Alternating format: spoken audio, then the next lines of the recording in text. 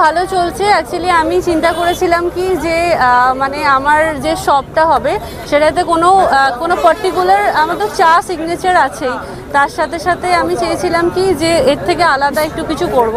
তো যেহেতু আমাদের প্রকৃতিটাই এরকম, কখনো ঠান্ডা কখনো গরম, তো আমিও চাইছি কি আমি কোনো পার্টিকুলার কোনো ফুড আইটেমে স্ট্যাক থাকবো না।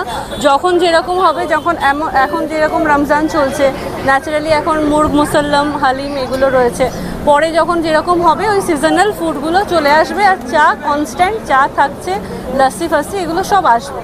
তো পয়লা বৈশাখ তো একদম দরজায় কোলা নাড়ছে, পয়লা বৈশাখের জন্য কিছু প্ল্যান করেছো? এখন ওইগুলো সব প্ল্যানিং চলছে, এখনো অবধি রিভিল করব না, সেটা আসার ঠিক আগে আগে রিভিল করব।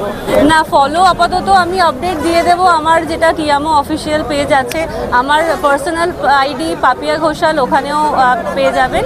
তো আপাতত এখন এখানে কনসেন্ট্রেট করা যাক। আজকে চাঁদ রাত, পরের দিন ঈদ, লেটস সেলিব্রেট।